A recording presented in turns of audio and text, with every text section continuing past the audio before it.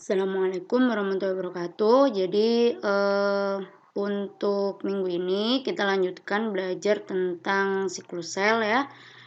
Minggu kemarin kita sudah belajar tentang mitosis. Nah, berarti minggu ini kita belajar tentang meiosis. Nah, ini adalah, capaian pembelajaran. Jadi setelah kalian belajar meiosis ini, kalian harus, memahami dan membedakan karakteristik dalam setiap fase meiosis, ya. Nah, kemudian kalian juga harus bisa membedakan, komponen-komponen atau proses-proses karakteristik yang ada di mitosis dan, meiosis, ya. Terus kemudian kalian juga, harus bisa menyebutkan beberapa faktor yang berhubungan, dengan variasi genetik pada keturunan, ya, pada hasil pembelahan sel. Yang terakhir bagaimana, regulasi sel itu, ya. Oke, next. Jadi ini adalah isi bahasannya. Jadi yang pertama kalian pendahuluan tentang pendahuluan meiosis itu apa? Fase-fase dalam meiosis itu pada umumnya sama kan ya dengan mitosis, cuma nanti ada beberapa perbedaan. Sehingga di sini kalian harus bisa menyebutkan nanti perbedaan antara mitosis dan meiosis, ya. Nah, kemudian bagaimana suatu variabilitas genetik itu terjadi gitu ya. Dan yang terakhir regulasi daur hidup. Nanti ini ada hubungannya dengan kelainan atau mutasi gitu ya atau regulasi pada siklus sel. Tuh. Oke, nah jadi kalau kalian lihat di sini ada gambar sel yang belah gitu ya.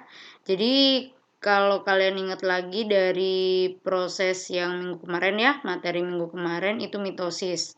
Nah, mitosis itu terjadi di semua sel kecuali sel gamet ya. Jadi nanti di sini kita akan lebih berbicara tentang reproduksi sel terutama gamet karena hanya gamet yang dia itu melakukan pembelahan sel secara meiosis ya. Nah, ada beberapa organisme yang dia itu pembelahannya secara aseksual, jadi tidak melalui proses perkawinan. Nah, itu bisa kita analogikan jika di dalam siklus sel berarti dia mitosis. Akan tetapi jika ada organisme tertentu, hewan atau tumbuhan gitu ya, dia itu menghasilkan anakan yang berbeda dengan induknya. Nah, itu seperti halnya sifat yang ada di meiosis. Ya, jadi sel anakannya, hasil pembelahannya itu dia tidak persis sama dengan induknya. Tuh ya. Oke, nah kita ke pendahuluan dulu. Jadi seperti yang dibicarakan tadi, kalian harus paham apa itu fertilisasi ya, fertilisasi. Nah, fertilisasi kan dia penyatuan gamet. Nah, gamet ada gamet jantan, gamet betina. Nah, jadi ada sperma dan ada sel telur atau ovum, tuh ya. Nah, kemudian sel telur yang telah dibuahi tersebut itu akan berubah menjadi zigot, gitu ya, zigot. Yang mana zigot ini dia sudah memiliki satu set kromosom yang terdiri dari gabungan kedua induknya, gitu ya. Nah, setelah dia itu sudah bergabung atau sudah menjadi zigot ini, maka zigot secara otomatis dia pembelahannya mitosis gitu ya. Tapi kalau sel gametnya tadi itu meiosis. Tuh. Nah, zigot itu kan memiliki satu set kromosom ya. Nah, dia berasal dari ovarium, ovum, dan testis. Nah, yang mana ovarium dan testis itu yang menghasilkan sel gamet ya, menghasilkan sel gamet yang mana sel gametnya itu dia sifatnya haploid gitu ya. Nah, jadi di sini sudah disebutkan sebelumnya bahwa gamet adalah satu-satunya jenis sel di manusia yang dia itu pembelahannya secara meiosis ya, bukan mitosis. Jadi ini yang perlu kalian garis bawahi ya. Oke, jadi nanti pada saat meiosis ini dia akan menghasilkan satu set kromosom aja, jadi haploid tadi ya, bukan diploid gitu ya. Dengan adanya meiosis dan fertilisasi ini, maka dia itu akan mempertahankan jumlah kromosom yang tetap pada setiap individu hasil anakannya. gitu ya. Jadi hubungannya nanti dengan jumlah kromosom. Jadi ketetapan jumlah kromosom ya. Nah, ini ya. Jadi ini review juga dari minggu kemarin. Kalian harus tetap ingat sister kromatid. Jadi kromatid seasal gini ya. Kromatid seasal ada sentromer gitu ya, tempat melekatnya nanti ya bagian mikrotubul. Terus kemudian ada kromosom homolog ya, kromosom homolog. Nah, terus ada kromosom yang bukan seasal. Nah, bukan seasal tapi dia itu homolog gitu ya, dan dia homolog. Oke. Nah, ini overview saja meiosis pada manusia gitu ya, pada mamalia. Jadi di sini kita lihat bahwa ovarium dan testis masing-masing menghasilkan gamet yang dia haploid. Nah, jumlah gamet haploid pada manusia itu adalah 23 kromosom gitu ya. Nanti 23 ditambah dengan 23 di sperma ya. Jadi nanti dia akan menghasilkan zigot dengan kromosom diploid ya, alias 46 atau 23 pasang, yang mana nanti zigot ini akan berkembang menjadi individu baru gitu ya, melalui mitosis dan perkembangan. Nah, bagaimana di hewan-hewan lain atau di tanaman atau mungkin protista dan jamur gitu ya. Jadi itu nanti prinsipnya sebenarnya sama. Pada dasarnya ketika kita bicara gamet, pasti dia itu akan haploid ya. Jadi nanti dia akan mengalami fertilisasi baru jadi diploid. Nah, akan tetapi kita lihat di sini pada beberapa tanaman dan alga mereka memiliki dua jenis siklus hidup ya. Jadi di sini ada siklus gametofit alias dia itu yang melalui proses fertilisasi nanti ya. Ada gametnya, gamet jantan dan betina, dan ada yang dia itu sporofit, jadi lewat spora. Nah, contohnya pada lumut, Pteridophyta gitu ya. Kalian sudah belajar di biologi dasar ya semester kemarin. Nah, ada juga kalau di beberapa protista dan fungi itu dia juga memiliki gamet. Ya, biasanya gametnya itu dia uniseluler gitu ya. Jadi dia uniseluler, misalnya contohnya pada fungi. Nah, itu kan dia pakai spora. Nah, itu bisa jadi nanti sporanya itu ada perbedaan. Jadi yang mengindikasikan ada spora jantan dan betina. Nah, seperti itu ya. Itu pada hewan-hewan lain atau pada organisme lain selain manusia ya.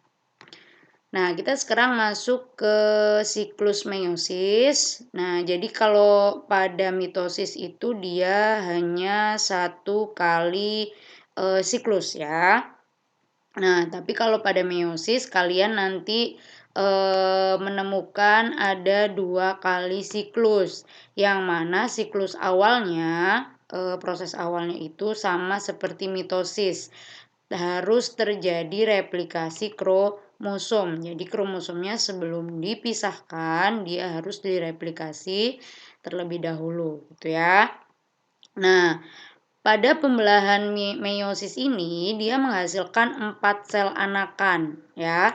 Kalau kalian masih ingat di mitosis, dan memang nggak boleh dilupakan gitu ya, harus tidak boleh move on dulu. Nah, pada mitosis dia hanya menghasilkan 2 sel anakan gitu ya. Tapi kalau dalam meiosis dia menghasilkan 4. Akan tetapi sel anakannya itu kromosomnya cuma setengahnya. Jadi tadi ya haploid gitu ya. Oke, nah apa yang terjadi atau apa perbedaannya antara meiosis 1 dan meiosis 2? Jadi ini secara brief ya, secara singkatnya. Nah, pada meiosis 1 dia terjadi pembelahan yang pertama. Nah, pembelahan yang pertama ini dia itu terjadi pemisahan kromosom-kromosom yang homolog ya. Nah, pada meiosis 1 ini dia nanti akan menghasilkan 2 sel anakan yang haploid. Nah, jadi pada meiosis 1 sudah dihasilkan anakan yang haploid. Nah, makanya pembelahan dalam meiosis 1 itu disebut dengan reductional division. Jadi, pembelahan pengurangan. Apa yang berkurang? Jumlah kromosom, ya. Sedangkan pada pembelahan meiosis yang kedua, ya, dia itu yang berpisah adalah sister kromatid. Jadi bukan kromosom yang homolog lagi, tapi sister kromatid. Nah, pada meiosis 2 ini dia menghasilkan 4 sel anakan yang haploid sifatnya. Nah, di meiosis 2 ini tidak terjadi replikasi lagi, ya. Jadi sudah direplikasi di awal kromosomnya. Sehingga pada meiosis 2 ini disebut juga dengan equational division, ya, division equational. Jadi sama aja, setara gitu ya, setara, tidak ada lagi pengurangan kromosom, gitu ya. Oke, nah ini adalah gambarannya tadi ya. Jadi sama ketika interfase itu nanti dia akan berduplikat ya kromosomnya, duplikat menjadi diploid. Nah, pada saat meiosis 1 dia akan berpisah nih ya. Akan berpisah kromosom homolognya. Nah, ini kromosom homolognya berpisah. Nah, setelah berpisah nanti ketika meiosis 2 dia yang kromosom seasal atau sister kromatid ini yang berpisah. Ya, jadi kalian harus bisa membedakan itu antara meiosis 1 dan meiosis 2. Nah, oke, kita ke yang pertama dulu ya. Jadi meiosis 1 seperti biasa, seperti halnya mitosis, dia didahului oleh interfase ya, yang mana pada saat interfase ini tadi kromosom direplikasi jadi membentuk kromatid ya. Nah, kromatidnya itu masih identik nih, masih identik dan dia masih bergabung di bagian sentromer. Nah, pada saat awal meiosis 1 ini sentrosom juga ikut bereplikasi sehingga dia menjadi 2 sentrosomnya ya. Oke, nah ini adalah brief gambarnya secara singkatnya ya, tapi nanti setelah ini kita akan bahas satu-satu setiap fase ya. Oke. Nah, meiosis 1 ada 4 ya, ada 4 fase. Nah, seperti biasa ada profase, metafase, anafase, telofase. Kemudian ada sitokinesis, tuh ya. Nah, di sini perbedaannya apa? Mungkin tidak dijelaskan detail di sini itu pro meta fase, tidak seperti pada mitosis, tuh ya. Nah, ini proses meiosis 1 ya. Ini meiosis 1, kalian lihat di sini profase, metafase, anafase, dan telofase, kemudian dilanjutkan sitokinesis, gitu ya. Nah, kita mulai dari profase dulu. Profase itu dia membutuhkan waktu paling lama di antara siklus meiosis. Jadi dia waktunya sekitar 90% dari total meiosis. Jadi dia yang paling lama di antara fase yang lain. Nah, seperti halnya pada saat mitosis, pada meiosis ini kromosom juga mulai memadat ya, juga mulai memadat di sini. Nah, kromosom-kromosom homolog itu dia berpasangan. Nah, karena dia berpasangan ini tadi, maka bisa terjadi pindah silang. Ya, jadi nanti saya jelaskan ketika ada gambarnya supaya kalian lebih kebayang gitu ya. Nah, jadi karena kromosom homolog itu saling berpasangan, memungkinkan adanya pindah silang. Jadi ada tukar-menukar segmen DNA. Nah, pada saat profase ini, kromosomnya itu berbentuknya tetrat. Jadi ada 4 gitu ya, ada 4 tangan gitu ya, ada 4 tangan, ada 4 kromatid gitu ya. 4 kromatid. Nah, dari 4 itu, jadi biasanya dia itu membentuk daerah persilangan atau kita sebut dengan kiasmata. Nah, dengan adanya kiasmata ini nanti akan terjadi pindah silang. Makanya kenapa pada siklus meiosis itu selnya hasil anakannya tidak sama persis, tidak identik secara genetik dengan induknya. Karena tadi terjadi pindah silang. Nah, pindah silang ini salah satu yang menyebabkan adanya variasi genetik. Ya, nanti ada faktor-faktor lain di belakang. Oke, itu ada profase. Yang kedua ada metafase. Jadi kalau profase sebenarnya mirip ya dengan mitosis, akan tetapi karena di situ ada tetrat, ada kiasmata, dan ada pindah silang. Itu adalah perbedaan dengan mitosis, gitu ya. Nah, kemudian apa yang terjadi di metafase? Nah, pada metafase seperti biasa kromosom-kromosom tetrat tadi dia sudah berada di garis yang sejajar di daerah ekuator di plat metafase, gitu ya, yang mana masing-masing menghadap satu kutub. Nah, pada saat metafase ini seperti biasa eh, dia itu sudah diikat ya, mikrotubulnya sudah mengikat bagian kinetokor sehingga nanti dia bisa memisahkan masing-masing kromosom homolog itu ya. Jadi prosesnya sama gitu ya, prosesnya sama seperti mitosis. Nah, kemudian ini adalah gambarannya. Jadi kalau kalian lihat di sini, ini adalah kromosom yang homolog ya. Ini kromosom homolog, dia itu saling membuat silangan seperti ini. Nah, ini membentuk silang, ini membentuk silang juga. Nah, ini namanya kiasmata. Nah, ini kiasmata. Jadi dia setelah membentuk silang seperti ini ya, dia akan berada di garis ekuator atau metaphase plate ini ya. Untuk dia sudah memasuki metafase berarti. Nah, tapi dia tetap nih posisinya dia masih tetrat ya, masih ada 4 kromatid di sini. Tuh ya. Oke, kemudian kita lanjutkan ke anafase. Nah, seperti biasa, seperti halnya di mitosis, pada anafase ini pasangan kromosom yang tadi tetrat, yang homolog tadi, itu dia saling terpisah. Terpisah menuju ke arah masing-masing kutub, yang mana dia itu bergeraknya diarahkan oleh gelendong mitosis, oleh mikrotubul tadi ya. Tuh. Nah, jadi dia akan menuju kutub yang berlawanan. Oke, selanjutnya telofase dan sitokinesis. Jadi ini adalah proses terakhir sebelum dia memasuki ke meiosis 2. Tuh ya. Pada awal telofase 1 ini, dia itu setiap kromosom atau setiap anakan sel itu dia memiliki satu set kromosom. Jadi ketika meiosis 1, dia sudah haploid ya. Jadi dia udah haploid. Nah, terus kemudian akan terjadi sitokinesis, seperti biasa sitokinesis pada hewan nanti akan terjadi dibantu oleh filamen aktin ya. Jadi di situ terjadi cincin gitu ya.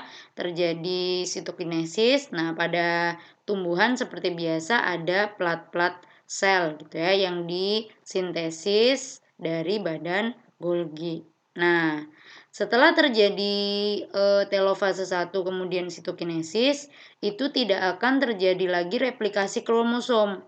Artinya tidak ada